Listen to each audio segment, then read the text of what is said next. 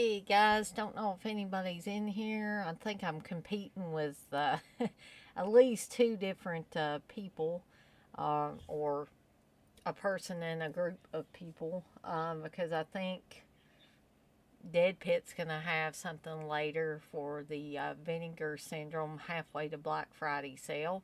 I think that's later on tonight, probably about 11 o'clock or so.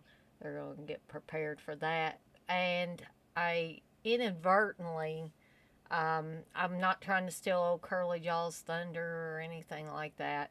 But I did notice after I put up my information for my live stream on the Dead Pit Fans Facebook page that old Curly Jaws is doing a live stream at 8:20. So in case you're listening to this, oh Curly Jaws, I am so sorry. I try to make mine when nobody else is doing anything because I don't, you know, I don't like to intrude on other people's live streams or make people feel like they got to pick one over the other.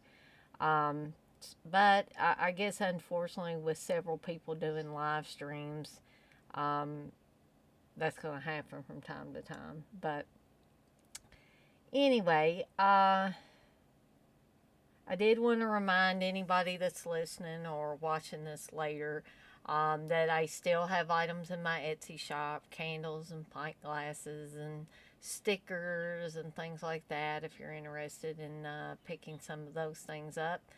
I have horror candles, last drive-in candles, last drive-in pint glasses, last drive-in stickers. Um, so if you're interested in checking out the Morbid Beauty Boutique on Etsy, that's where you can check out all my stuff that I've got for sale. I hope to have some new stuff on there shortly. Um, I've been preparing for an interview and here in the last few days, so I haven't really had time to work on any new stuff um, for the Etsy shop or to work on any new T-shirt designs at T Public, uh, which is um, which is another place that you can pick up some stuff, T-shirts and other merchandise that they have. It's not stuff I've only created the design. I did not actually make these items. I leave that up to T Public to do.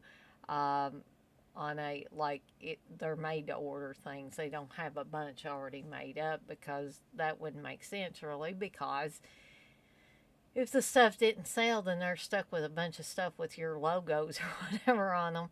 And what are they going to do with them? So my stuff on the Etsy shop is also made to order, because just in case stuff doesn't sell, I don't want to make a whole bunch of stuff because what am I going to do with it? I did make myself a sample, um, a sample. Of course, it's got Diet Mountain Dew in it, so it's that green screen is playing havoc with it a little bit. But as you can see, you've got the Last Drive-In logo there. You've got Joe Bob on there. We've got Darcy on there, and we've got Ernie on there. Um, and I know somebody was saying that the glasses would probably look pretty cool with different colored liquid in there. So yeah, I've had orange juice in here, and Diet Mountain Dew basically, and both of those seem to change the opacity of the stickers. So you could get your own pint glass and, you know, try it out. But as you can see, like I said, I'm not too happy with how the texture of the Mod Podge did on the glasses. I was thinking it was going to be more crystal clear. So I'm still planning on getting some food safe epoxy, which should dry crystal clear on the glasses, and I'm going to see how that looks because that might be a better option. Um, Resin is another option if I can find a food safe resin, because the last thing I want to do is poison anybody. So if I can find a food safe resin, I may try experimenting with it too and see, which turns out the best. Okay, so enough about my Etsy shop and TeePublic. In other news, I did send a message to Darcy through Twitter. She hasn't responded yet, but I did see where she had tweeted that she was watching AEW last night from her hotel room. So, I'm not sure if she's traveling for conventions, if she's traveling so they can tape some shows for the new season of The Last Drive-In. I'm not sure. And I'm certainly not going to ask her intrude upon her personal space by asking what she is doing. So, it could be possible that I have to wait till things die down with The Last Drive-In, if that turns out to be the case of they're doing tapings for it. Because I would think that her plate's going to be pretty full if they're going ahead and working on those. And you guys may all see this later because, like I said, I'm not seeing anybody in the chat. And it looks like there have been some views, but not necessarily anybody. Well, maybe one person. One person in there, maybe. But anyway, well, it's saying one concurrent viewer. I don't know if that's counting me or it's actually somebody that's watching. But if you guys have to watch this later, that's cool. I'll just talk about a few things until I get tired. And I think I'm going to try to get in on that halfway to Black Friday flash sale and see what Vinegar Syndrome has got. See if there's anything that I want to buy. If, I know there's a couple of things I want to get. One thing for Steve and one thing for me. But I don't know if those things are going to be part of that flash sale. Probably not. But, it'd be worth checking out in any event. So, I'm going to go ahead and get started with my discussion of the second season of The Last Drive-In plus the specials. And I do have a Wikipedia page up now that I refer to just as a reminder of what movies we're playing. Some of these movies, I'll be honest, I did not, probably there are at least a couple of them, maybe 3 or so, that I have not seen at all on Joe Bob's Last Drive-In or otherwise. So I'll probably just mention those and move on. I'll mention that they were on whatever episode of The Last Drive-In during the second season. But if I haven't seen it, I really have nothing that I can comment on. Maybe get back with you guys later on some of those. Or maybe somebody will be in the chat by the time I get to those that I have not yet seen. And maybe you have seen it and maybe you could give your thoughts on that. So I'm going to go ahead and get started. Let me bring this Wikipedia page up.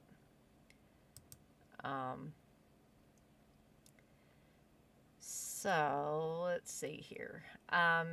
So ahead of the season 1 finale, and I know I didn't cover this last time, but ahead of the season 1 finale on May 22nd, 2019, Shudder announced their decision to renew the series for a second season.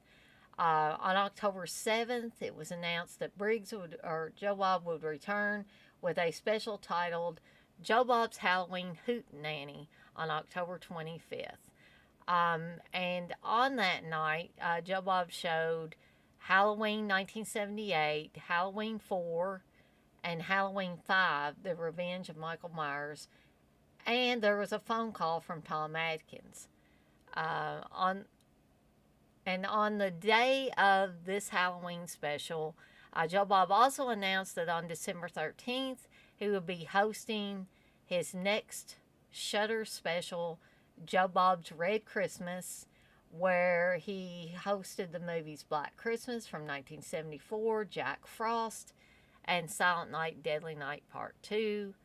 And during that, Darcy and Joe Bob honored Dinosaur Dracula with the first Silver Bolo Award.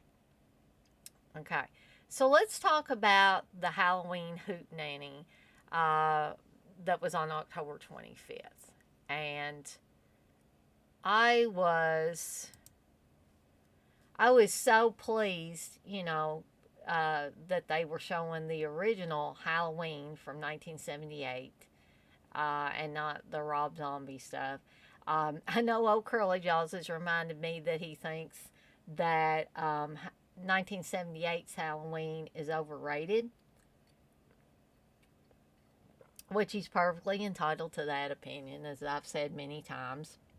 Everybody's entitled to their own opinion. I don't have to agree with it, but you're entitled to your opinion. You don't have to agree with mine either. So, Halloween has always been a classic for me. I've said numerous times how much I like this film. This film has very little blood at all. Somebody probably could get away with calling this a suspense film rather than a slasher film. But there is a fair amount of slashing going on. But in comparison with Halloween 2, where I'm guessing they were pushing for more gore and stuff like that. And that's probably more than likely the reason why John Carpenter wasn't interested, or part of the reason why John Carpenter wasn't interested in directing that, and the directing reins went to Rick Rosenthal. I do believe that John Carpenter and Deborah Hill did work on the screenplay for it, but I think also they were probably both interested and trying other things, spreading their wings and trying other things. And so, Halloween 2 wasn't really at the top of their list of priorities. So they pretty much made good on their contract, just Carpenter was not interested in directing Halloween 2. So, like I said, I think Halloween 78 is a classic. I love Jamie Lee Curtis's character in the film. As I've said before, people accuse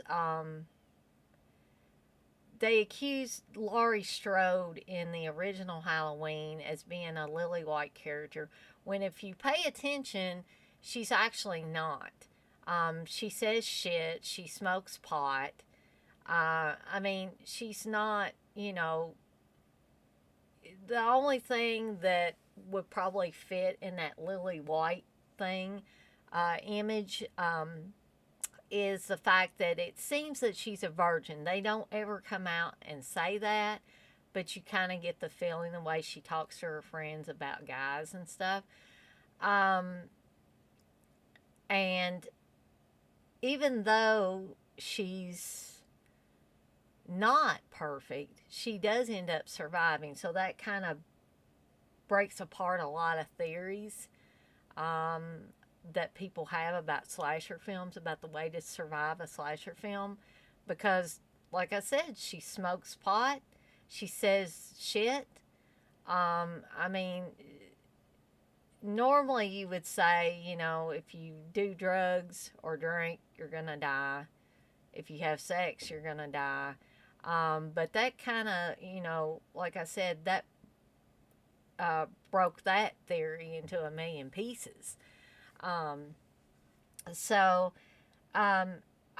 That's another reason why I can't really understand why Rob Zombie had to have Scout Taylor Compton's version of Laurie Strode as like overtly sexual and vulgar and all of that.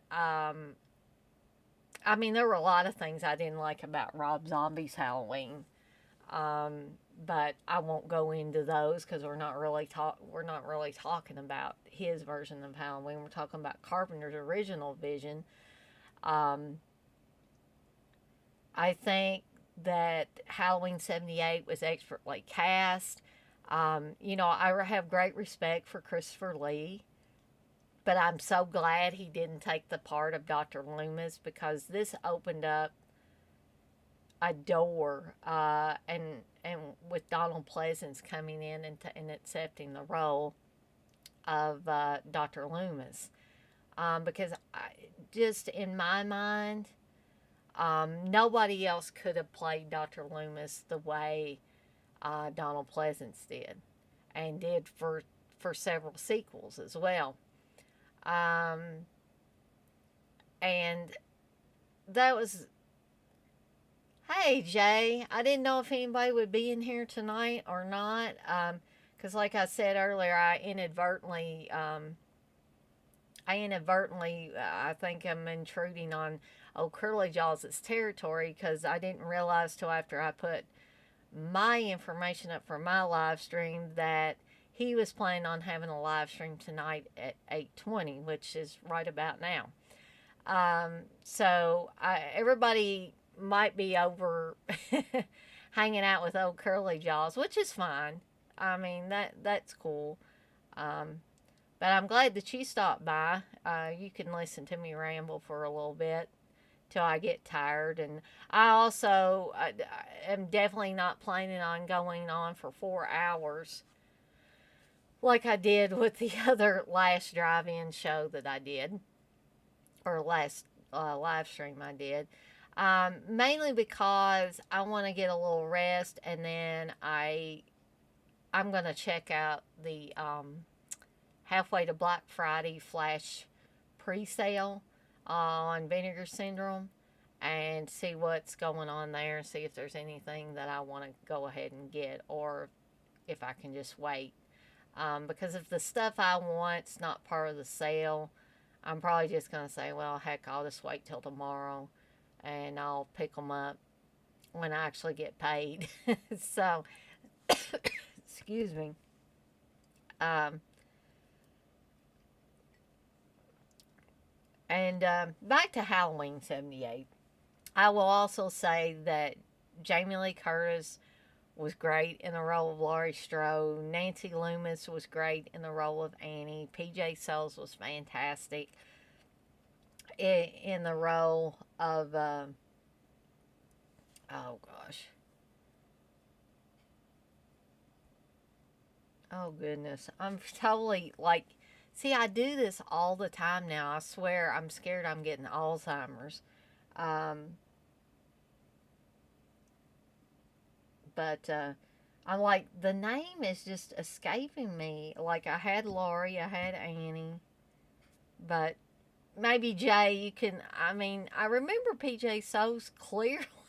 I'm just like, I don't know what. My brain is just thoroughly fried. I'm getting really bad um, about stuff anymore. Um, Hold on just one second because this is going to bother me. I'll probably remember it by the time I look it up.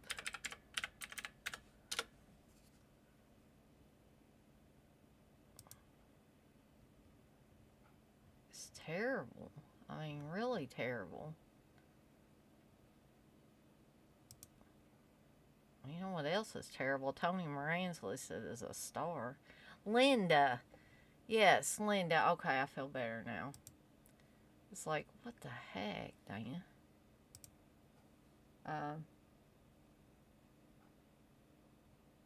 it. It's just getting old. I hope that's all it is. And not like early onset Alzheimer's or something. You say you never had those names memorized? Well, I used to always remember these people's names, and then it just seems like here I am on camera talking to you guys about these movies, and it just goes right out of my mind, and then I can't remember, or I can't remember one of them. Um, but it was Linda, spelled Lynda and not Linda. But anyway, all the principal players in this were, in my opinion, cast perfectly. I mean, I'm guessing that John Carpenter and Deborah Hill, they knew what kind of people they wanted in these roles, and they knew when these people came in for interviews, yes, those are the people we want. There was no indecisiveness or anything like that on their part. Um, so, Halloween's a classic. Yeah, I'll say it again. I don't think I need to go on and on about that movie other than I was pleased as punch that Joe Bob was showing it on the Halloween Hootenanny. Um, Now, Halloween 4 and Halloween 5, I know a lot of people don't care for Halloween 5. They don't care for the Tina character in that, Rachel, one of Rachel's friends. I love the Tina character. I'll be the first to admit that I love that character. And I thought maybe it was when I did the Final Girls live stream with CK and Uncle Bill. I thought either somebody in the chat or one of them, hey, Texas. Um, I was thinking either somebody in the chat that night or maybe CK or Uncle Bill said it or kind of hinted that Tina lived. But I was under the impression that Tina got killed. She didn't look too alive when they were carrying her on the stretcher. So, somebody was talking about her being a final girl. Well, if she didn't live through the movie, then she really wasn't a final girl. And maybe they meant somebody else in the movie and not Tina. I don't know. Um, but anyway, Halloween 4 and Halloween 5, I was really super excited when this is giving a little history with me and Halloween 4. We hadn't seen a Halloween movie with Michael Myers in it since the early 80s. So when the advertisements started showing up on TV for Halloween 4, the return of Michael Myers, I was so excited. I could not hardly contain myself. Now, when I actually watched it, I won't say that I was let down by Halloween 4. I'll just say that it wasn't quite what I was expecting, but it was a nice return of Michael Myers. Um, and Halloween 5, although I like Halloween 4 better, there's a lot of things for me to like in Halloween 5. Um, I was actually kind of sad though that they killed Rachel's character off in Halloween 5, but you get where you kind of expect that, especially with movies like the Halloween series or the Friday the 13th series. Usually, if a character survives one of these movies, by the next one, they're going to bow out. Um, in one way or the other. And perhaps Ellie Cornell wanted to go on and do other things. Or maybe they just told her, hey, we're going to kill your character, Rachel, off. If any of you guys know the exact story behind that, feel free to put that in the chat. But I like all three of those Halloween movies. Now, the Tom Atkins phone call during that Halloween special was all due to the fact that Darcy is a huge fan of Halloween 3, and she's been wanting them to show Halloween 3 for a long time. And so getting Tom Atkins to make a phone call to the show was very entertaining. Now, I'm not sure of the specifics of the reason why they have not showed Halloween 3 on the last drive-in. I suspect it's one of those things where they can't get the rights to it, but I could be wrong. Because I really don't think Joe Bob would like say, hey, I don't want that movie shown, because look at some of the stuff he's shown is, you know, some of it's horrible, some of it's okay, and some of it's great. That's just the way it goes. Um, but I would, like Darcy, I would love to see them show Halloween 3 eventually, and maybe we'll get it this year. I don't know if they have a Halloween special this year. Perhaps we'll get a treat, or maybe they'll show it during the regular season lineup. Okay, so I'm not going to dwell too long on those, other than to outline that a little bit. Um, so on March 24th, 2020, Joe Bob announced that the second season of The Last Drive-In would premiere on April 24th.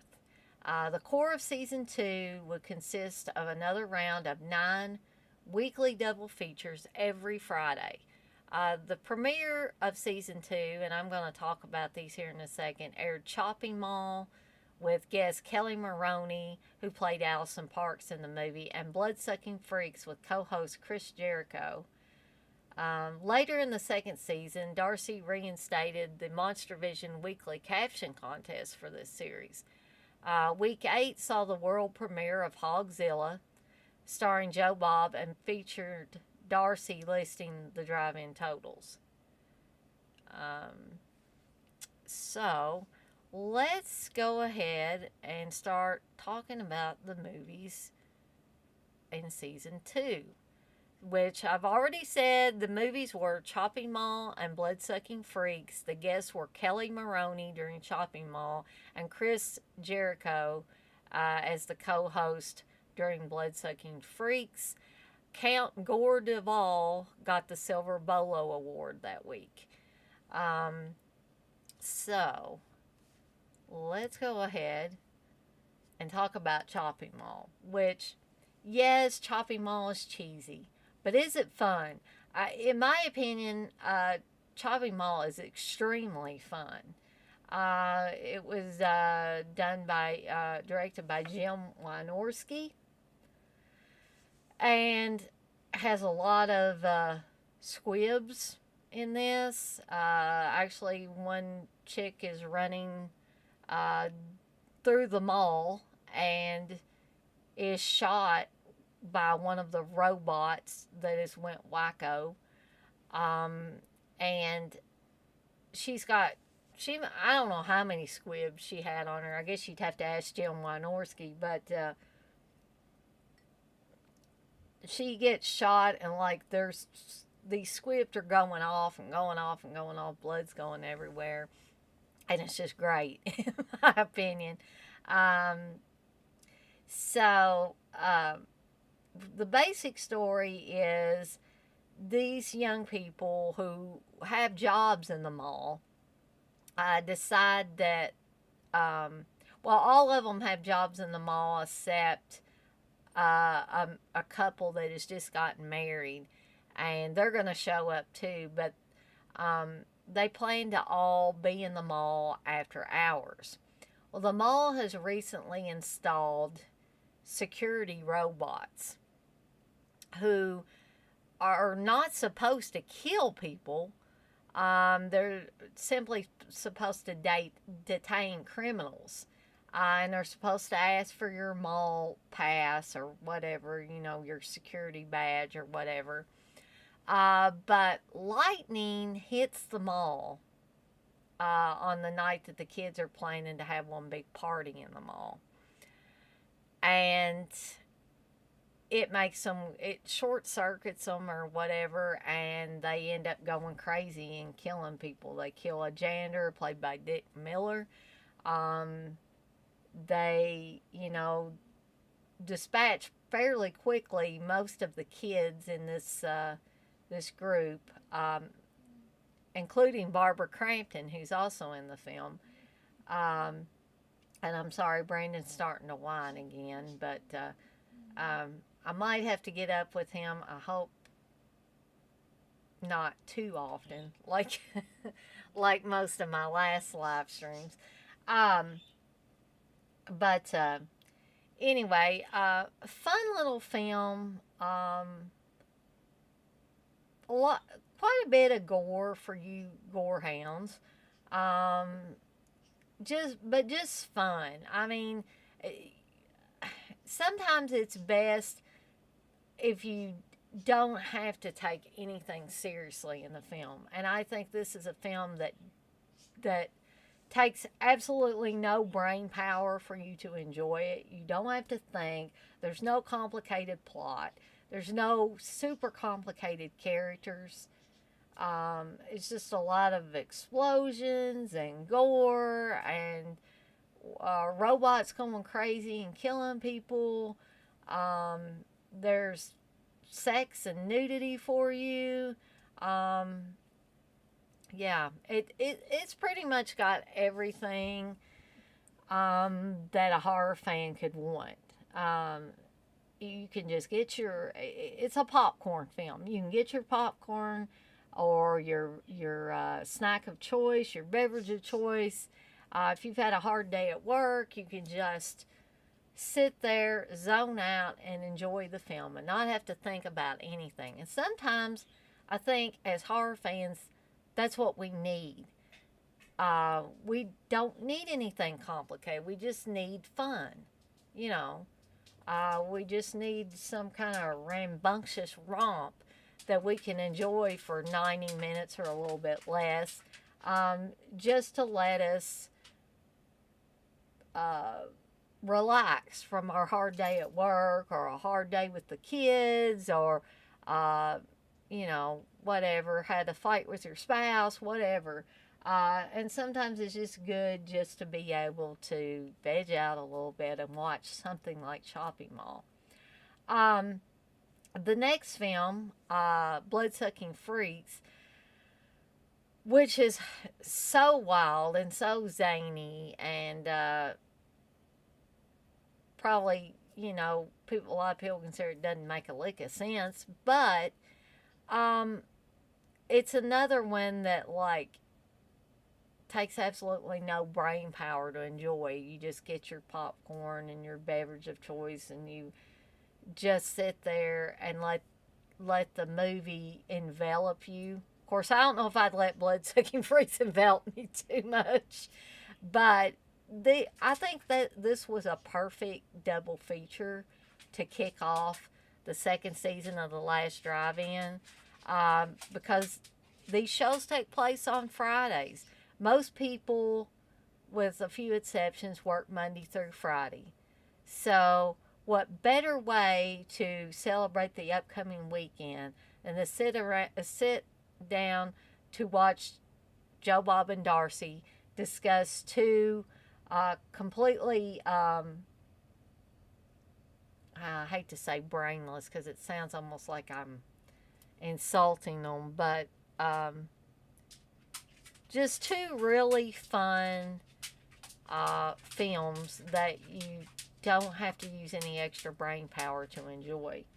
Um, Hold on, guys. I knew this was going to happen. Let me put up the lovely Evil Dead background.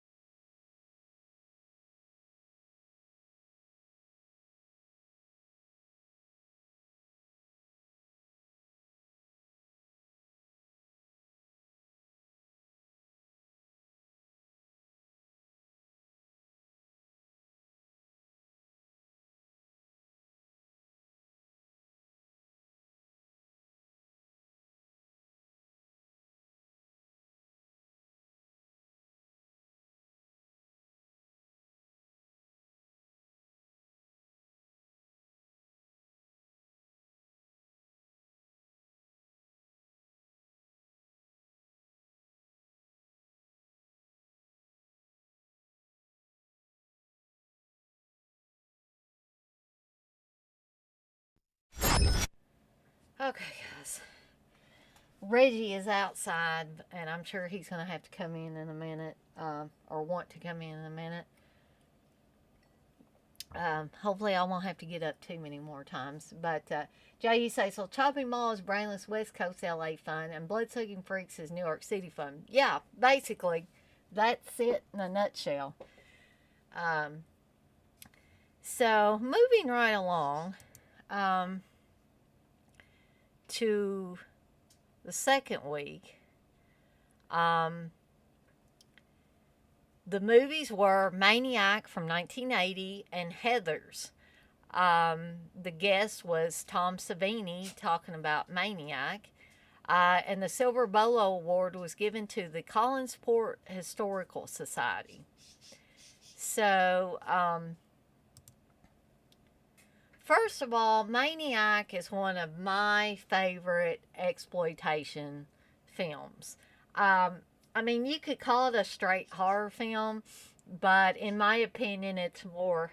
My nose is just itching really bad. Sorry. Um, See, I told you he would have to come in here in a minute. Just 1 second, guys. Let me put the background back up.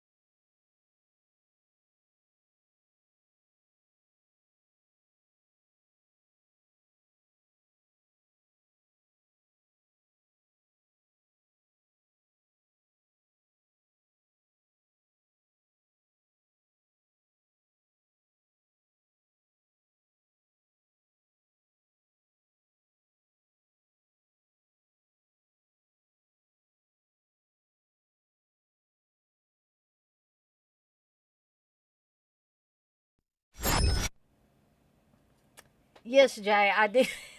I do like my fair share of sleazy movies. I mean, I'll be honest. I'm not gonna lie. Um, but there's a certain group of people that don't like Maniac or don't care for it at all. And there's some people that prefer the remake. Uh, I'll be honest with you guys. I have not seen the remake. I really don't have any interest in seeing the remake. I'm fine with the 1980 version. I'm not saying it's a bad movie or a bad remake. I'm just saying I just never had the drive to to even want to watch it. Um, I embrace the sleaze. Jay, could I ever use that for a T-shirt idea? Would you be upset if I used that embrace the sleaze? Really, I think it would be good on a T-shirt. I could have maybe like Evil Dead chick embraces the sleaze, or just embrace the sleaze. I just think that's a cool quote. Um, but anyway, Maniac basically tells the tale of Frank, a character who's expertly played by Joe Spinell. Um, Joe Spinell just, no offense to the man. Unfortunately, he's no longer with us, but um, that guy just seemed to ooze sleaze, and I guess he couldn't help it. But you look at Joe Spinell, and you're like, yeah, that's the killer, even before anybody tells you that. But in this movie, uh, the character of Frank Zito is a victim of serious child abuse. Evidently, his mother was a hooker or just a whore. and would, abuse Frank when he was a kid and then leave him alone while she went out with a succession of men. Now, does this kind of behavior turn all guys into killers? No, it doesn't. But I think this movie was not just about some sleazy guy that goes around killing women. I think it was trying to, I don't think it was trying to, like, give you a moral lesson or anything, or browbeat you over the head with this child abuse thing. I just think it was trying to give a little insight into this particular character. Um, and I don't think they were trying to make you have sympathy for him. Um, but I think they wanted you to have maybe a better understanding of the Frank Zito character and maybe why he was doing what he was doing, right or wrong. I just feel like that's what the fiber of the story was. Not a moral fiber, just the fiber of the story that kind of connected things together. Um, Jay, you said a remake is worth a watch if you can approach it with an open mind, not compare it. And maybe if I can just forget about the 1980 Maniac and actually sit down and watch it, um, if I can get to that point, I may try to watch it. So it's all mine that embrace the sleaze. I don't know. I just think that would be cool on a T-shirt. But only people like us would understand that. Other people would be like, embrace the sleaze. What the hell are you talking about? Um, but Steve, knowing Steve, he probably wouldn't allow me to wear the T-shirt anywhere because he'd say it'd be in bad taste. Because he wanted to get the shirt that Dead Pit has on T Public, the one that says "Nuns don't get none." But he's like, where would I wear it? But sometimes, like, I don't know if I'd want to wear it in this town because, I'm not saying anything bad about Catholics at all. I'm just saying there are a lot of Catholics here in Louisville. And he might get some side glances and stuff like that if we wore that shirt around here. Yeah, exactly. Do not reveal your love of sleaze to normies because they wouldn't understand. Um, so, like I said, Maniac tells the story of Frank Zito, who was abused as a child by his mother, and this makes him hate women. And then he wants to kill them. I know Tom Savini has said over and over that he really didn't want to be known for gore effects. He really wanted to be known more for creatures and stuff like that. But he's so good at it. I understand him wanting to try different things and not get pigeonholed into one type of special effects work. But like I said, he's so good at it. He doesn't really do the effects anymore, as he said in the Smoke and Mirrors documentary, which, by the way, is another excellent documentary. Texas, you say you bought a Norwegian Fried Churches T-shirt. I just think it's sort of funny. Not my beliefs, but oh well. Yeah, see, I don't know. I mean, it's just like we've talked before. Some people have a sense of humor about things, and some people do not. Um, and religion and politics seems to be two things that a lot of people don't have a sense of humor about. You cannot joke about those two things with people. Um, but so, like I was saying, Tom Savini's special effects are top notch in this. I believe it's the only movie where he actually blows his own head off with a high powered shotgun, which is great. that effect alone is worth the price of admission to this movie if you were to be able to see it back when it was playing theaters. Um, I actually have the 4K of it, which makes it look absolutely amazing. Definitely the best this film is ever going to look. So again, I was pleased that Joe Bob chose to show this on the last drive-in. Uh, the other film, Heathers, is like a polar opposite of Maniac. Maniac is dark, gritty, sleazy. What other terms could I use to describe it? Exploitive on all kinds of levels. Heathers is like a teen comedy turned upside down.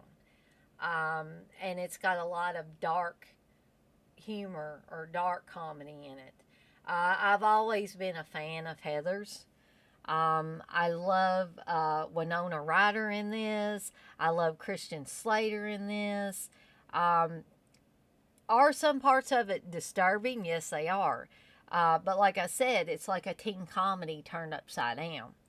And I like the way the story was designed. Um, I was sad to find out, like years later, that Heather, I want to say it was Heather Chandler, because there were three Heathers in the movie, hence the name Heathers. Um, the blonde Heather, who was like the head of the group, um, she is the one that utters the line, "Did you just have a brain tumor for breakfast?" Which, it's not funny at all, but ironically enough, a brain tumor is what that actress ended up dying from years later.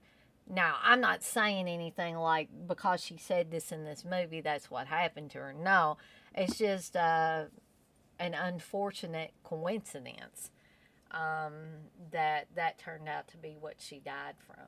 Because the way people talk about her, she was a lovely, lovely person. Not at all like that character she played. She played a totally different character in Say Anything. She was at a party and she was talking to Ione Sky's character, and she was just going on and on about stuff, and it was very far removed from the Heather Chandler character in Heathers. Um, but like I said, if you've not never seen Heathers, I highly recommend it. If you enjoy dark humor or dark comedy, um, if you enjoy a different take on teen comedies, I think you will really enjoy it.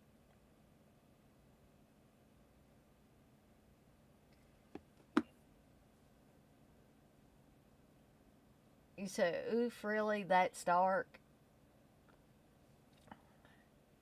I don't know. I'm not sure what I said, Jay.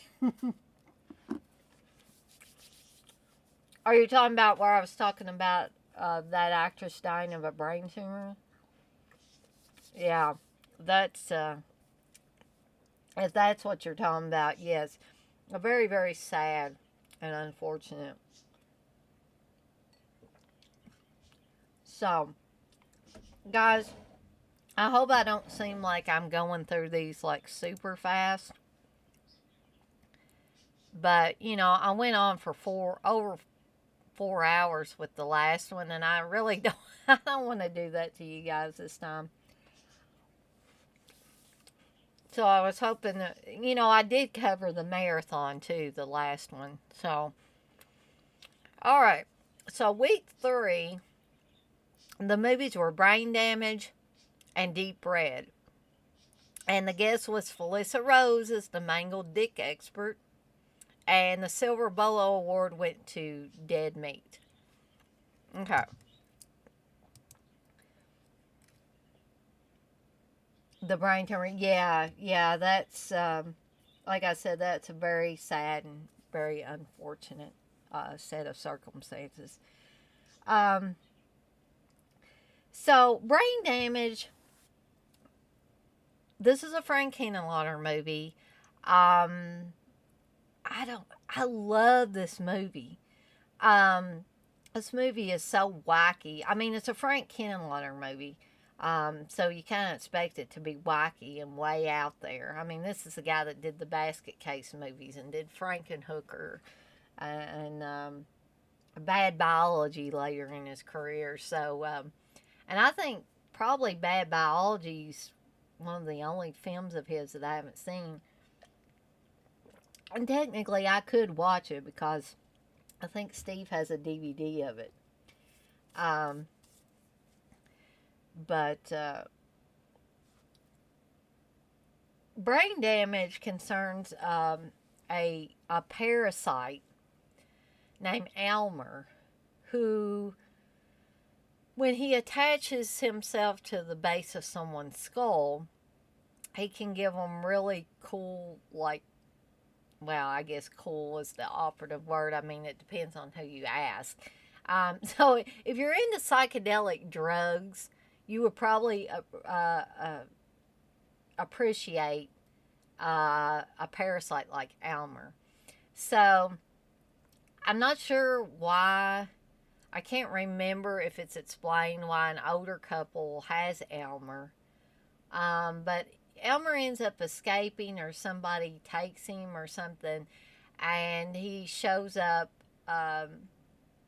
and attaches himself to this young guy who is obviously a taker of many types of drugs. And so when Elmer, says, I can give you these fantastic highs and all this, and he sees all these colors, and he's just like, completely stoned. But he enjoys it so much.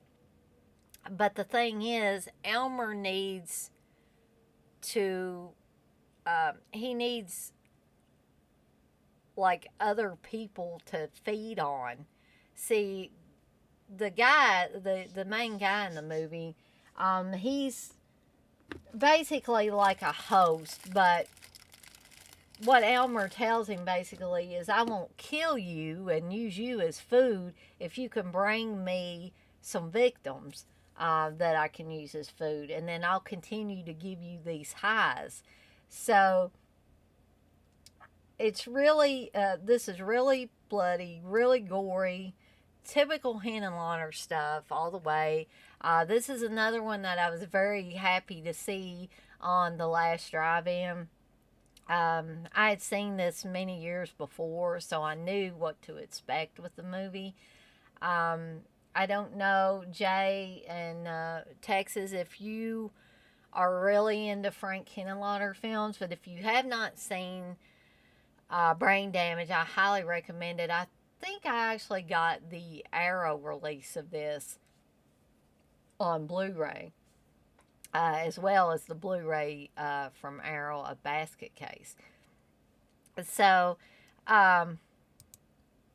highly recommend that one. Deep Red, being the Argento freak that I am, of course I love Deep Red. And I may, hear some hisses from people, other people that like Argento, when I say that I like Deep Red better than I do Suspiria. I love Suspiria. But, if you were holding a gun to my head, please don't hold a gun to my head. But if somebody was holding a gun to my head and said, you have to tell me which one you like better, Suspiria or Deep Red, I would definitely say Deep Red. Even, and I'm hearing some hisses and boos already, I would even have Tenebrae up higher than Suspiria. It's probably like Deep Red, Tenebrae, and then Suspiria. So, and then that's not an order that a lot of people have, and a lot of people that also like Argento are kind of shocked when I say that. Jay, you say hookers, I could eat a million. You say, I love Brain Damage and been a fan for decades. Texas, you say it's a fave. Frank is great. I totally agree with that. And I agree with you, Jay, that Deep Red is a masterpiece. Um, Believe it or not, I was a fan of Argento several years before I even met the Dead Pit Boys, before I met Steve, who's also a huge Argento fan. So, they were not my influences for liking these films. In fact, I was really pleased when Steve and I started dating, and I realized actually what a huge Argento fan he was. Um, you know what? I think it's been a while back, Jay, but I think me and Steve actually did go and watch Suspiria. Um, and also, we got to see Goblin without Claudio Simonetti, um, which was fun. But then Claudio Simonetti brought his new Goblin band to Louisville, and I got us tickets to go see that. And what they did with that is they played music during a actual live viewing of Suspiria.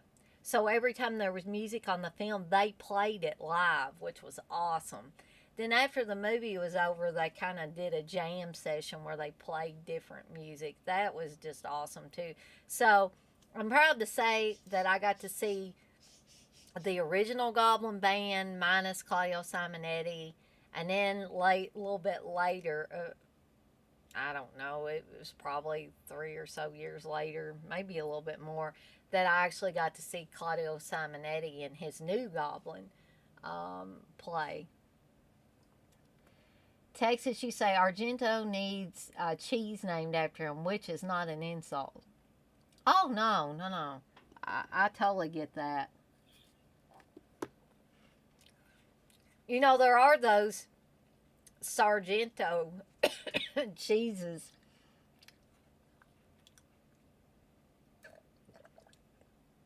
I think that's what they're called. At least around here, anyway, we have that. But Deep Red concerns a jazz pianist um, played played by David Hemmings. And in Deep Red, I have always said that David Hemmings looks like Paul McCartney. And I just can't get over that. You know, when he got older, of course, he didn't look as much like Paul McCartney, but in his younger days, he did. Um, and so he sees a murder happen, and he goes up to the woman's apartment, and there's, as Argento does in many of his films, if not all, there's always something that somebody misses upon first viewing, and then the reveal comes at the end of the film or near the end of the film, where you figure out, oh, that what I saw was not what I thought I saw, and what the character thought they saw was not really what they thought was there or what they saw. So, Jay, you say, I appreciated Suspiria a lot more after seeing the two competing theatrical release 4 or 5 years ago. Um, and I'll just say, you know, I know we're not talking specifically about Suspiria in connection with The Last Driving right now, but I didn't care for the remake of Suspiria. Sorry, I got chocolate on my teeth again and on my lip. Sorry about that. Um, but I tried watching it. I did. Maybe I need to give myself some time and then try watching it again, because there were um, several people that I heard talk about that said that they liked the remake, and I think Steve liked the remake pretty well. I'm not sure. He may have gotten a 4K of that. Jay, you say Joe Bob is wrong about Italian horror. I still love him though. Yeah, I've heard Joe Bob say some things about Italian horror that I just don't feel the same way about. But there have been movies that he has liked real well that I'm like, that's odd. I don't know if like Joe Bob's mellowed in his older age or what. Um, he seems to like a lot more newer movies than I thought. Maybe Darcy's starting to rub off on him, which is not a bad thing at all.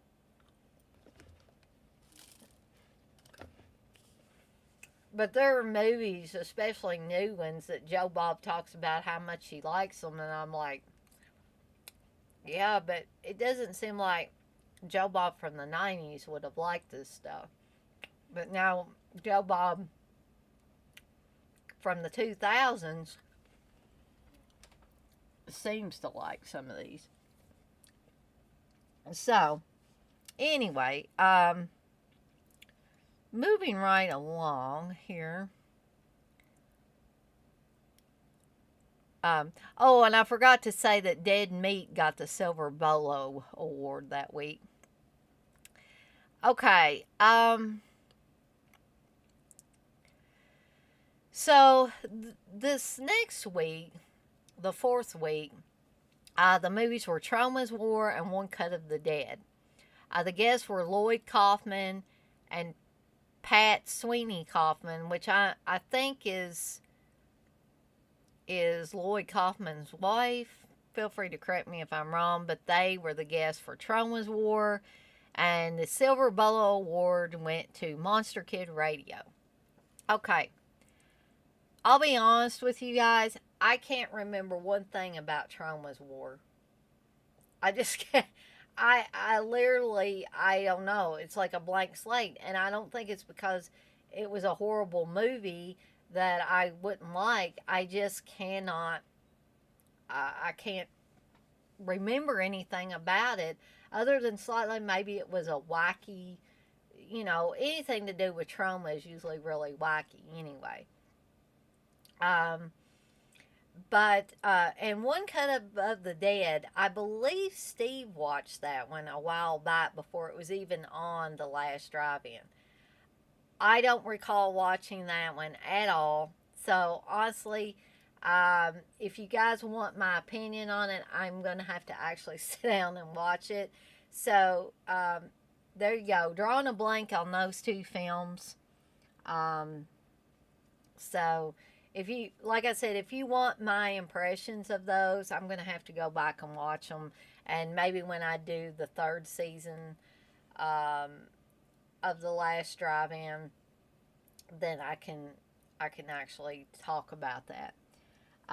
Jay, you say I like Darcy, but I think she has a lot of terrible movie opinions. Well, I think it goes back to, how her and Joe Bob had a discussion about her being a millennial.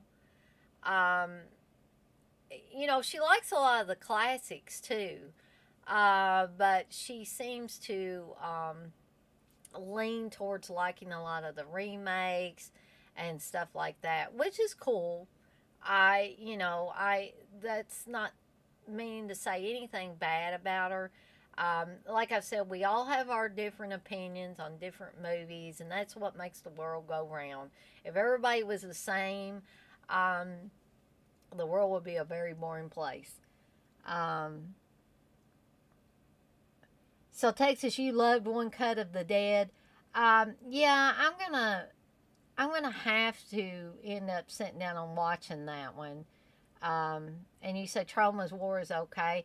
I literally Texas. I don't understand really why I can't remember anything about that movie because I was pretty sure that I sat down at least for the beginning of that one before I maybe fell asleep, which is unfortunately what happens if I try to stay up all night and watch these two movies when Joe Bob originally shows them. A lot of times I have to go back and rewatch them uh, at a later time.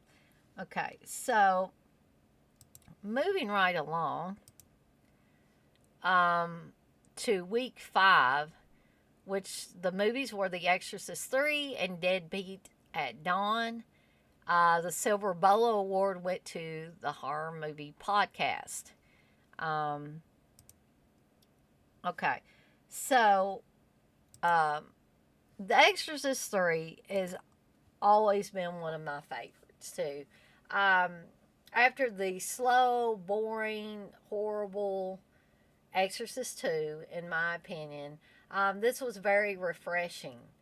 Um, and Exorcist 3, with everything Exorcist 2 was not. Um, this movie has some very creepy scenes with the woman crawling on the ceiling and the nurse getting possessed and almost killing the Kinderman's family. All of those things, I mean, super creepy. The way it was filmed was awesome. I think George C. Scott is great in this. I think Brad Dourif is awesome in this. Um, yeah, for me, this is another movie where everything seems to work. You have the right actors, the right pacing, the right director, the right atmosphere. Um, Everything, in my opinion, just seemed to gel with this movie. And I could have, even though Exorcist 2 had Linda Blair returning, I could have, like, been happy if I never saw that Exorcist 2. If, like, we had had The Exorcist, and then Exorcist 3 was Exorcist 2, and they just ended the series after that, I would have been cool with that. I would have been completely satisfied with that. Um, because I think, and other people could feel differently or think that I'm totally out of left field saying this, but I think that Exorcist 3 is a perfect companion piece to the original Exorcist. They bookend each other, in my opinion. And so, if you've not watched Exorcist 3, I highly recommend it. It is based on Blatty's, one of William Peter Blatty's other books, Legion. So, if you're interested in reading the book first, or, just reading the book, it is called Legion by William Peter Blatty. And so, the next movie, Deadbeat at Dawn. Okay, I don't think I actually watched Deadbeat at Dawn on Joe Bob's last drive-in show. I actually had watched it with Steve quite a bit before this was shown on the last drive-in. This movie, I think, in my opinion, is just okay. I believe this is the one about the motorcycle gang. And this guy's girlfriend gets killed, and I believe he takes on a rival motorcycle gang because of this. And yes, it is bloody and violent and all of that. It's just not one of my favorite movies, but to each his own. It might be some of your guys' favorite movies, or it might be in top of one of your lists of like exploitation / horror movies. But that's about all I can remember about it, and the fact that I just thought it was okay. So, week 6, the movies were Dead Heat and Cannibal Holocaust. The guest was Felissa Rose, again as the mangled dick expert. The Silver Bolo Award went to the homicidal homemaker. Okay, this was actually the first time I had ever watched Dead Heat, was when Joe Bob showed it on his show. Jay, you said Deadbeat at Dawn is a no-budget wonder. Well, you saying that makes me want to go back and watch it actually again and see if I like it any better. But like I was saying, this was the first time I'd ever watched the movie Dead Heat. I'd kind of danced around when I was looking at things on Amazon of buying it more than once. And Steve kept telling me, well, maybe you ought to watch it before you just do a blind buy. So I ended up never actually purchasing it. But when I saw Joe Bob was going to show it on the last drive-in, I was like, well, heck, I'll just watch it on there and see how I like it. I really enjoyed this. This had a pretty decent balance of horror and comedy, and with a little buddy cop nonsense thrown in there for good measure. Um, because basically, um, these two cops, one of them gets attacked, I believe, by the Walking Dead, a zombie, whatever, and I think that's what happens. But he ends up dead, and for a little bit, he doesn't realize he's dead. Um, so he's got to help solve this case with his partner before he literally ends up falling apart because by towards the end of the movie he's looking pretty bad. So if you like buddy cop movies, if you like horror comedies, you're gonna love Dead Heat. I really enjoyed it personally. uh, so the next movie, of course, was the infamous Cannibal Holocaust, which I enjoyed the cannibal movies in the mid to late 70s and um, re- extremely early 80s. Once we got into the mid 80s, they kind of slid off the radar, or slid off my radar, really. Um, but Cannibal Holocaust, I remember when I covered these back when I was doing the blood type fanzine. And I guess at that point I hadn't really paid that much attention to Cannibal Holocaust. Cannibal Ferox was the one that I had watched a lot. And so when I did that article in my fanzine, I actually said, mistakenly said, that Cannibal Ferox was the balls to the wall cannibal film. When I actually should have said that Cannibal Holocaust was, because Cannibal Holocaust goes in places that Cannibal Ferox dared not to go. Um, and and so Cannibal Holocaust pretty much blows the lid off of cannibal films. Um, for one thing, the characters in Cannibal Ferox, there are at least a couple of characters that you can feel some sympathy for. In Cannibal Holocaust, I feel no sympathy for any of those main characters. They are so reprehensible and so unapologetic. They do horrible things to these native people that I think any right thinking person that watches this film, like the characters, not the real people, the characters in the film deserved everything they got, um, because they're just evil, evil people within this film. Um, and I don't know how many of you guys have seen Cannibal Holocaust, um, and how many of you have seen Cannibal Ferox, and could, in your minds, compare the two. But again, I would have to say now that I've really focused on both the Cannibal Ferox and Cannibal Holocaust. Cannibal Holocaust is definitely the one that goes all the way, that goes further than any of the other cannibal films that I've seen. Um, Jay, you say Cannibal Holocaust is all you need to know about the media. It's a masterpiece. Exactly. I mean, it really puts a poor light on the media, which I think, you know, we need to put the media in a poor light now. And I think people put too much stock in the media now. And unfortunately, there's some really awful people. I think paparazzi is probably some of the worst of that lot. Um, and, they would probably say, I'm just doing my job.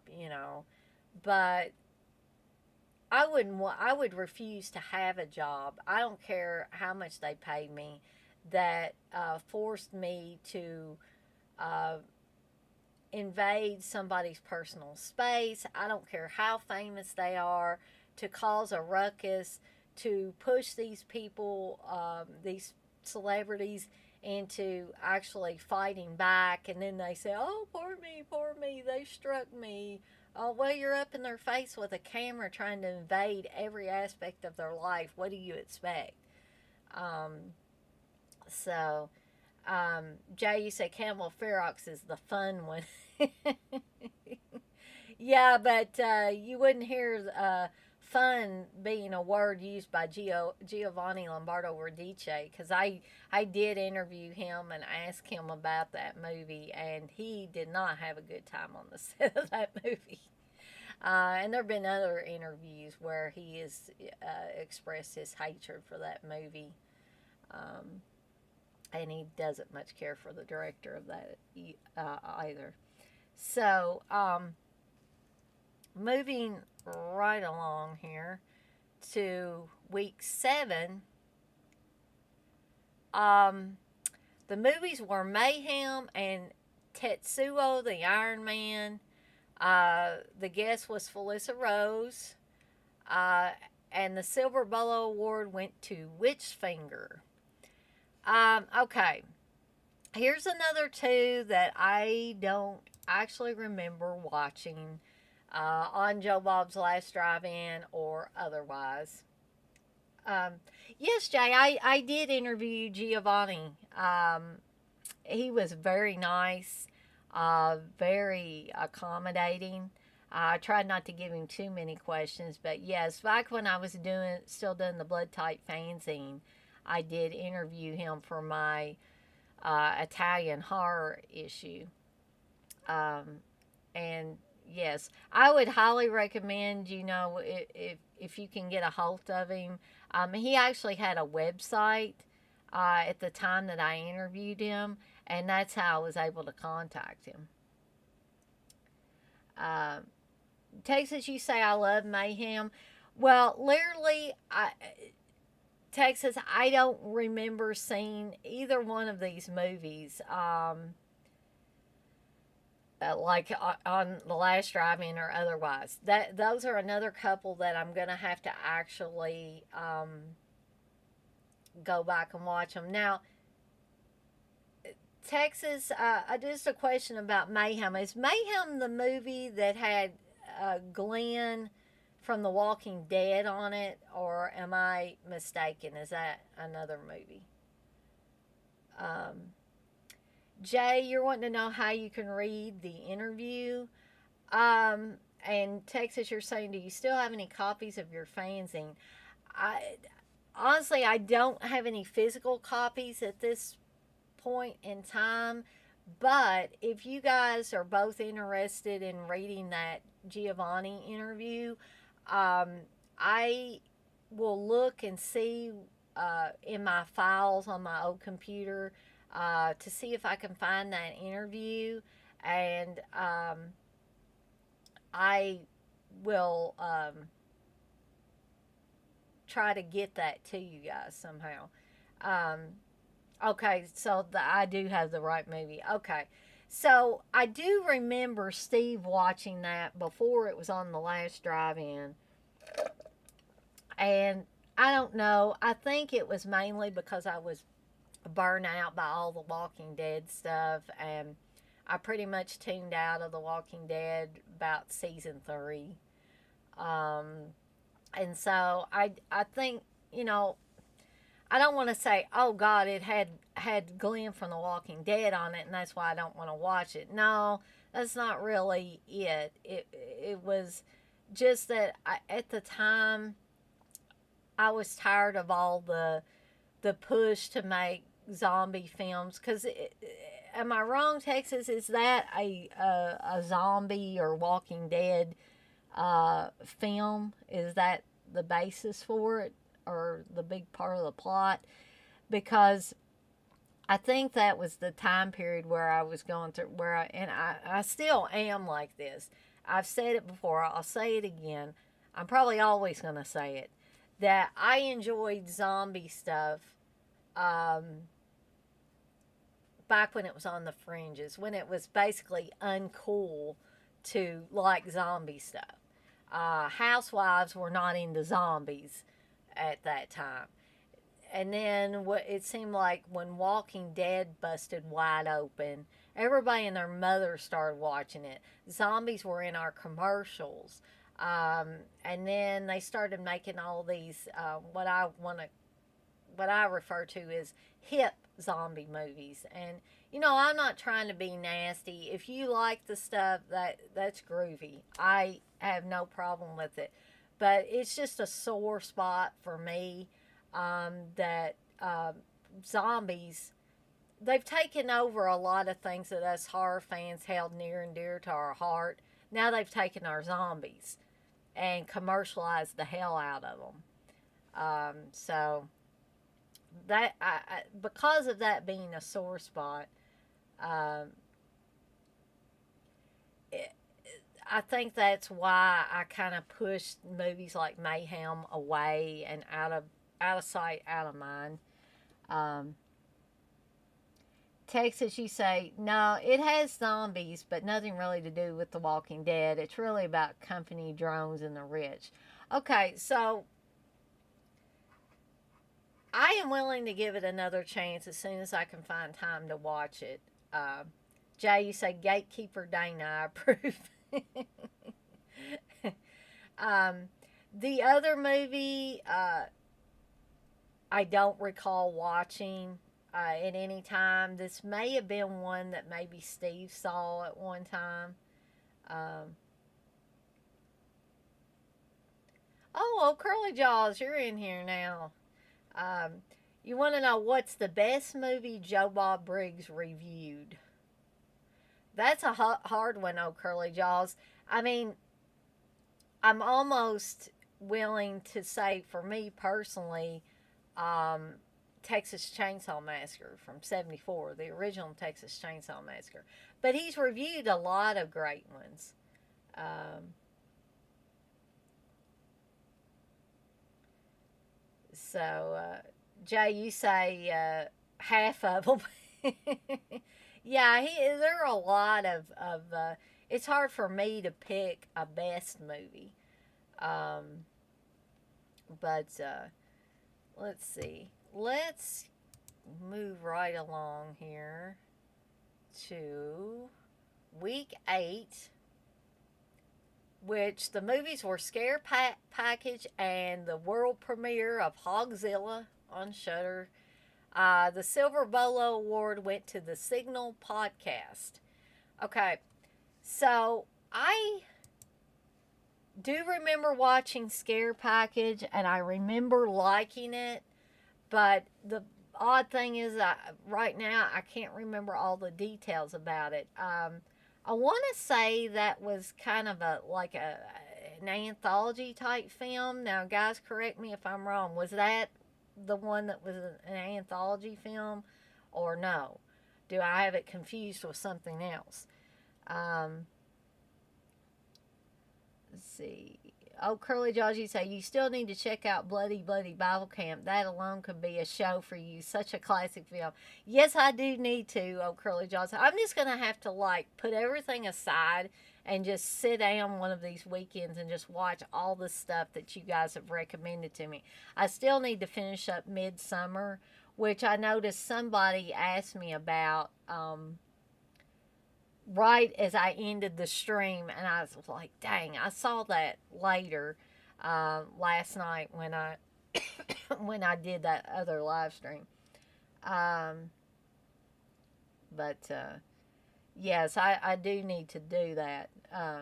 Texas, you say the Real Adventures of Old Curly Jaws was his best review. um, But let's see. So, Scare Package, like I said, if you guys know if that's the anthology film, just let me know in the chat. If it was not, I may need to go back and watch it. But I could have sworn it was an anthology film, and I do remember, although I don't remember specific details about it right now, I do remember liking it. But then I heard later some people didn't much care for it. Excuse me. Um, so Hogzilla, I did remember watching the beginning of Hogzilla. I mean, I should really watch all of it. It's another one I haven't had a chance to go back and watch because it has Joe Bob on it. How could you go wrong with Hogzilla? And this is a movie that they've always kind of teased Joe Bob about on the show, with them doing the chant, Hogzilla, Hogzilla, Hogzilla. It's great. So I do definitely want to go back and finish watching it. Joe Bob says it's an awful movie, but, sometimes the more awful the movie, the more fun they are. You know what I mean? So I'll try to rewatch that here again soon. Curly Jaws, you say, was Joe Bob Briggs ever in like video stores? You mean like stuff he has done, like Joe Bob Dead in Concert, which is what he did a stand up comedy routine right before he started doing his gigs on the movie channel and stuff like that, or maybe just a few years before. But I don't know. I really don't know, old Curly Jaws, if his stuff was ever in video stores.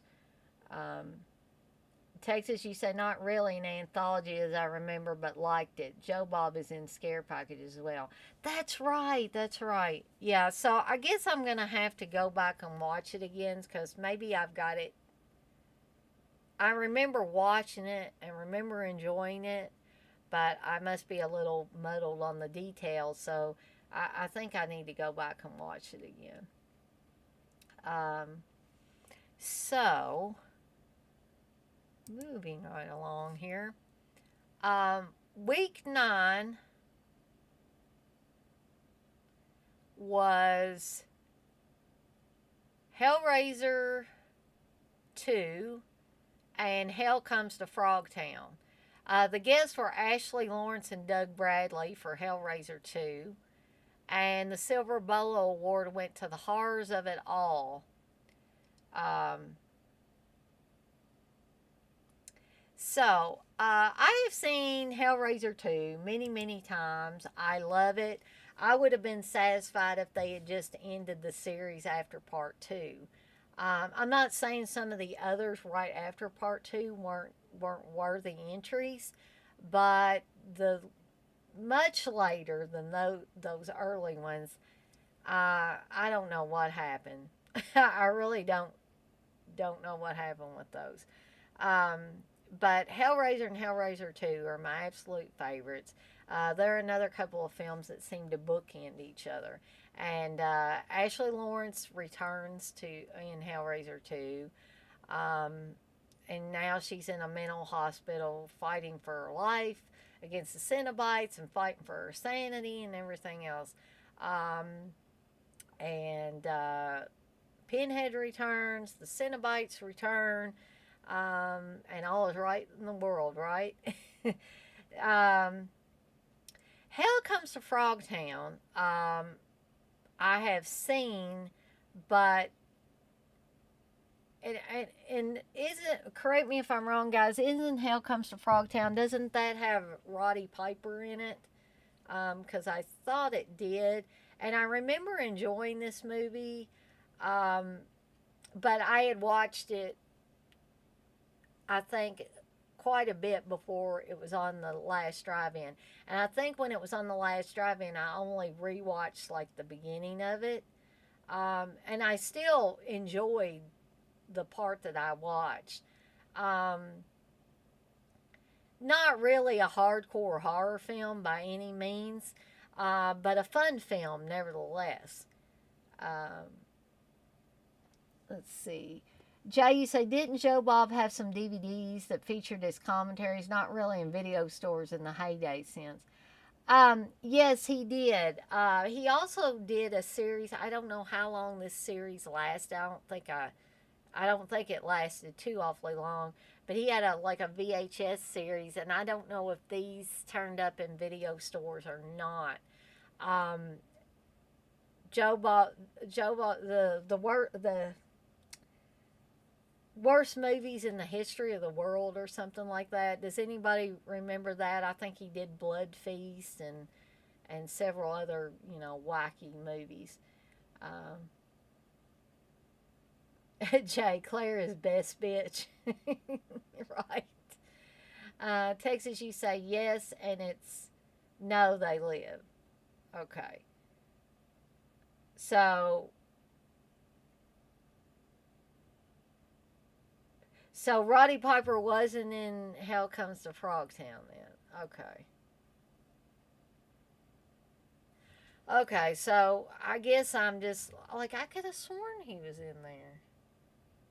Okay, I'm losing my mind.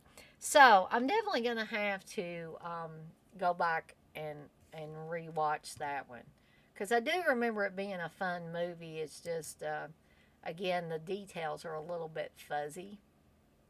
Um, so the last thing I'm going to talk about before we end this stream um, is the summer sleepover that they had on August 14th, 2020, where they had a ton of guests and everybody was in their pajamas and pretty much a good time was had by all. The movies were Slumber Party Massacre 2 and Victor Crowley. The guests were Felissa Rose, Adam Green, Kane Hodder, Brian Quinn, and Tiffany Shepis for Victor Crowley. The Silver Bolo Award went to Cinema Massacre. Um, okay, now remember, guys, when I talked about the summer sleepover. Um, oh, okay. So I'm not crazy, Texas. Okay, great. Um, oh, Curly Jaws, you say Roddy Piper, the true icon. I agree with you there, oh Curly Jaws. Texas, you say he is, but it's not. They Live. Mean, oh, okay. It's not as good as They Live. Okay, yeah, I would agree with that too. Um, so I'm not completely crazy, thank God. Okay, so I remember briefly telling you guys I don't know who was in there the night that I was talking about. I was going to make an apology to a certain person that was a guest on the last drive-in, and that person is Tiffany Shepis, who was part of the summer sleepover, and who was also in Victor Crowley, I believe. Um, Okay, here's the thing, and I've told a little bit of this convention history about Tiffany Shepis on when I dovetailed on one of Steve's live streams on a Saturday. And for those of you that were in there when I was talking about it, you'll also remember that Steve told me, "Don't be talking about that, Dana. That's hearsay." Um, which I realized that, but some of the stuff I heard from reputable sources that were actually there. Um, so, some of the stuff I actually heard people say that were either close to the people that were involved or things actually happened to them. Okay. So,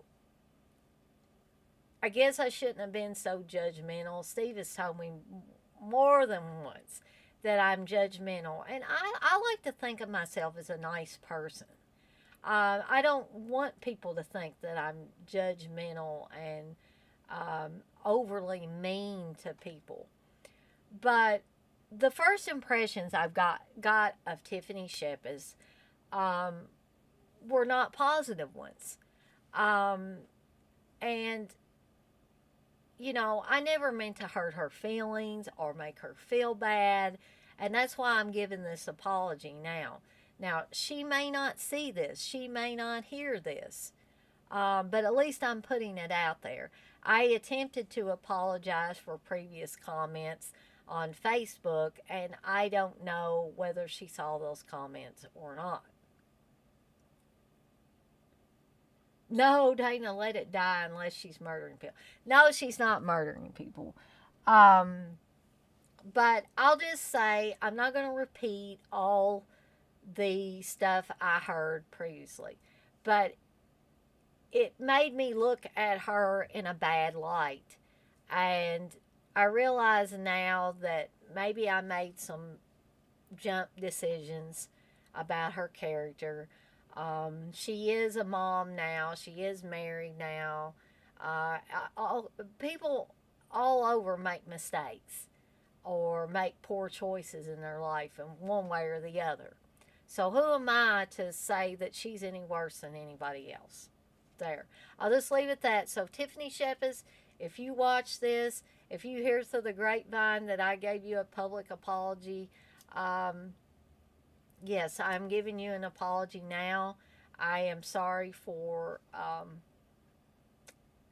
misinterpreting your character and judging you without getting to know the real person.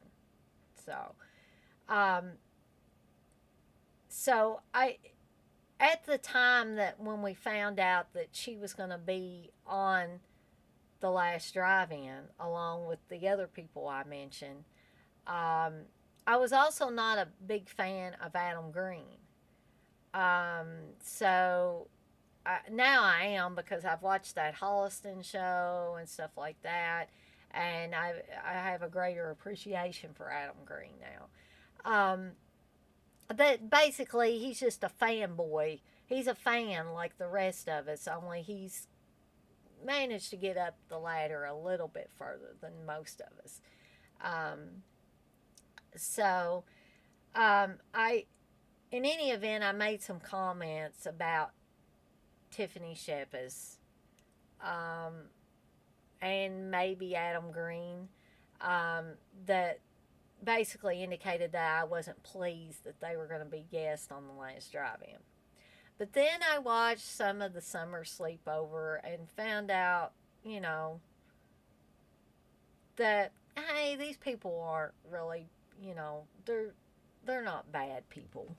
Um, and so I am willing to, like I said, publicly apologize to Tiffany Shepis mainly and Adam Green on a smaller scale, because I wasn't nearly as nasty about Adam Green as I was Tiffany Shepis.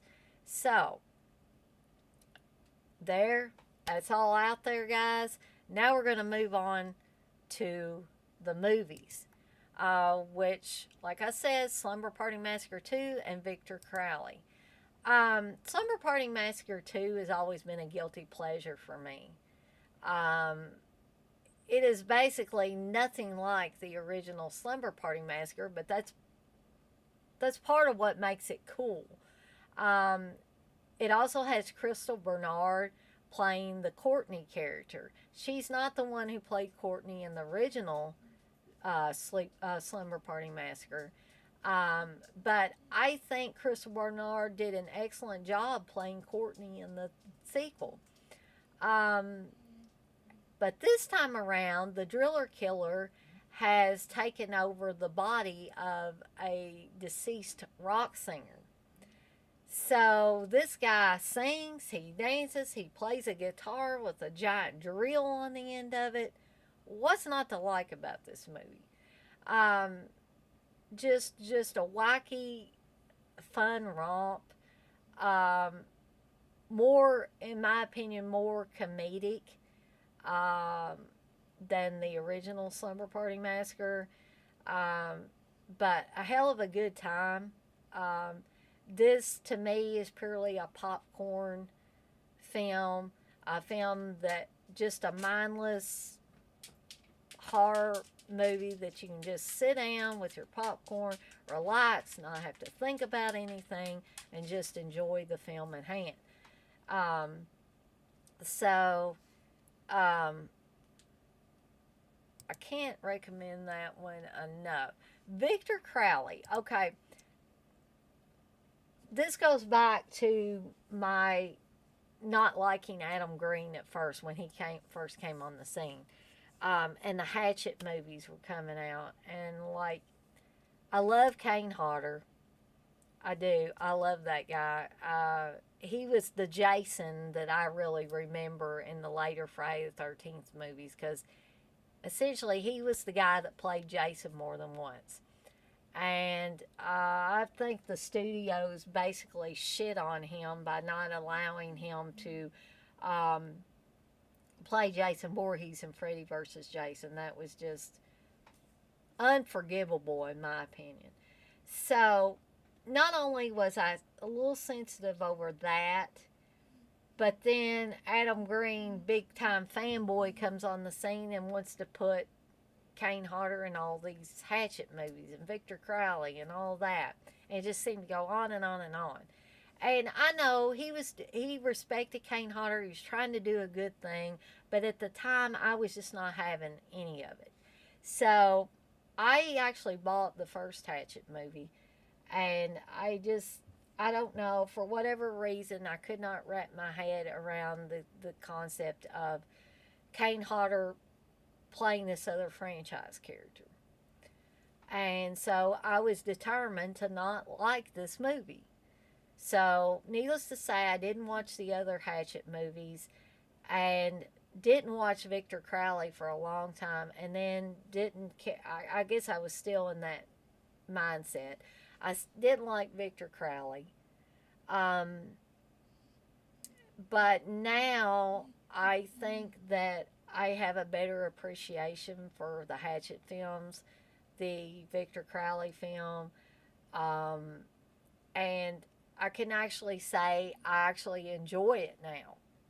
Um, so I recommend both of those movies. Those movies are kind of polar opposites, but I think it was great that they had this summer sleepover special and they had so many guests on there and they had Ernie out. Um, I thought Steve told me that that Ernie the bearded dragon basically shit on Adam Green's hand, which even though I have a greater appreciation for Adam Green now, I still think that's funny. I can't help it. Um, I mean, I've been shit on by my bearded dragon, so not my Ernie that I have now, but my bearded dragon that I had previously, Bruce. He did. He would poop everywhere. So, um, so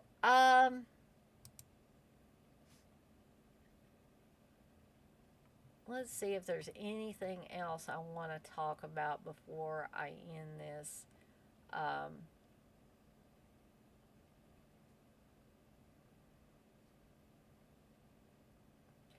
I think what I'm going to do is save the Joe Bob's Red Christmas for I'll talk about it before I start talking about the third season.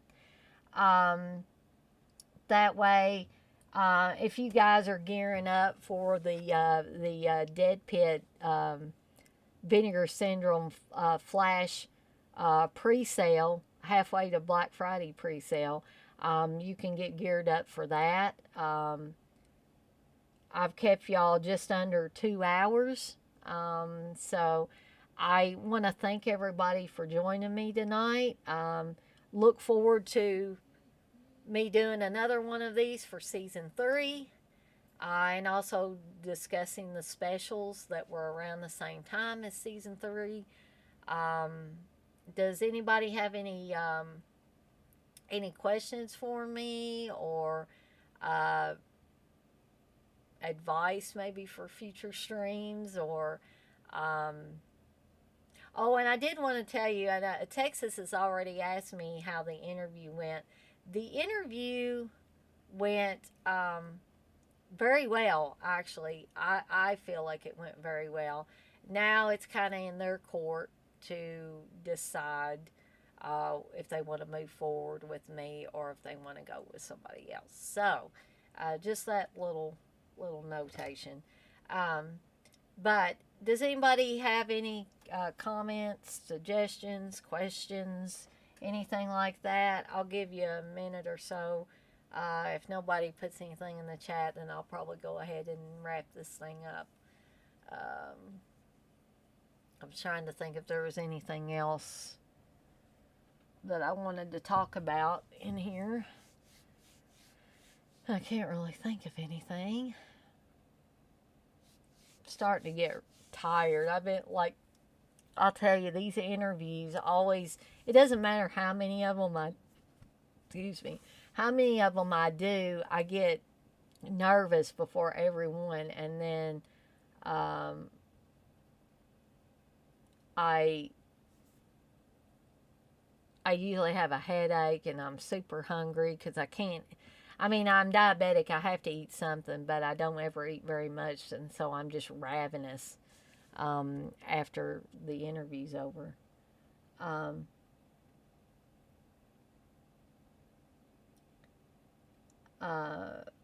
so Jay, you got a suggestion? Texas, you want to know? Can I make you a list of all the Silver Bolo winners? Um, yeah. I'll tell you what. Give me a day or so, Texas, and I will come up with that list. And is it okay if I send it to you through Messenger on Facebook? Would that work for you? Jay, you say do a straight video on a subject, release it, then do a live stream on it. Well, that's interesting. That's an interesting take. Is there, Jay? Is there a method to your madness for you asking me to do it that way? I'm just trying. I don't want to sound creepy, um, but I'm just trying to get inside your head a little bit and think of the logic associated with it. Um, Texas, you say, great, thanks, sure. Okay. Yeah, and if I forget, which my brain is just mush anymore, Texas, if it's been a few days and I still haven't sent that to you, um, just let me know. Or, you know what? I tell you what, I probably could just get you the URL for Wikipedia, for the Wikipedia page, and that should list all the Silver Bolo awards.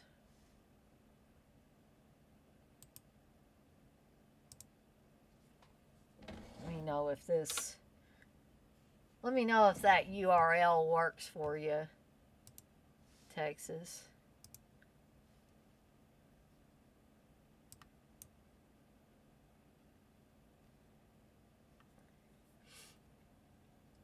Because I think that page, I know a lot of people aren't fans of Wikipedia because they think they get information wrong, but at least the information for the last drive-in has been pretty.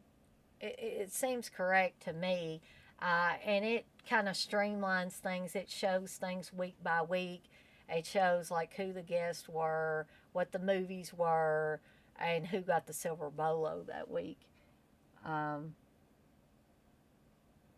oh, Jay, you're saying so the chat responses don't interrupt the flow of you talking about subject. The live stream more of a free flow BS. Okay, yeah, I got you. I'll try to come up with one of those, and we'll see how that goes. Um, but Texas, let me know if you can click on that link and see if that takes you to the right page, because I thought that might be the easier way. And why I'm thinking of it now instead of you having to wait a day or so for me to get that list to you. Um, You're very welcome. Um, so I guess if you guys don't have anything else that you want to bring up or ask me or comment on, um, I'm gonna, as I say, skedaddle on out of here. Um, and I don't know. I probably won't do a live stream tomorrow night because I think I'm gonna give myself a rest, give you guys a break from me blabbing, and just spend some time with my husband. We are going to go see X this weekend, um, and we'll be talking about that. I'm sure Steve will want me to give my comments. Um, okay, Jay. Yeah, I've got to get on my old computer check my blood type magazine files and see if I can hunt that interview up for you. I talk about these things now, and I forget that there might have not been people that realized that, oh, Dana interviewed this person or that person. Um, and I guess I think nobody's interested in that stuff at this point, but I'm glad that you did express an interest in it. So yeah, give me some time to look at my files on my old computer, and I'll see if I can find a copy of that. Um, yeah, I'm anticipating liking it, Texas, and I told Steve because I got the feeling that Steve wanted to just wait until it was streaming on something, or you know, hush hush, um, he could download it. Um, but I really wanted to go to the movies and see it at the movies. There hasn't been a lot of movies to pick from, at least horror type movies to pick from that are actually good to see at the theater lately. And so when one pops up that I think I will like, I always want to go. Um, so I got the feeling early on that maybe Steve wasn't really interested in actually going to the movies and seeing it. So I offered to pay for the tickets and the popcorn and the drinks, and he said, "No, you're not going to do that. I'll pay for the tickets and you can pay for the popcorn and drinks." And I was like, "Okay, but if you change your mind, just let me know." Um, so stay after the credits. All right, I'll make sure that I tell Steve that. We've been trying to stay away from any. Uh, Basically, even if it's spoiler free, we basically been trying to stay away from any reviews. But I am glad that you told me that we need to stay after the credits because I always like to know that. I just don't want to know too much about the movie or too much about what somebody thought about the movie. You Texas saying that it was so good. That's not anything that I will be concerned about. It's when people give a full blown review of it, and even if they don't give spoilers, it's still going to influence me. Like, if they absolutely hated it and they give 10 reasons why they hated it, that's all I'm going to be thinking about when I want to go into the movie. And I I want to go into this with an open mind, a clear head, not anything to muddy the waters um, any more than they already are in my brain. Um, so anyway, guys, I think I'm going to wrap this up. And Jay, I am going to actively look for that Giovanni interview this weekend. So hopefully I can get that to you as soon as possible. And thank you guys for showing up. And are y'all planning on going to the live stream that Dead Pit's having in about an hour, I think? Because I don't know if I'll get on the live stream. I may pop in on their live stream for a while and also be actively looking at the sale when it shows up. So, if nobody has anything else, I think I'm going to get out of here and I'll see you guys on the flip side. Thank you for all the suggestions. Yeah, and I'll see everybody real soon.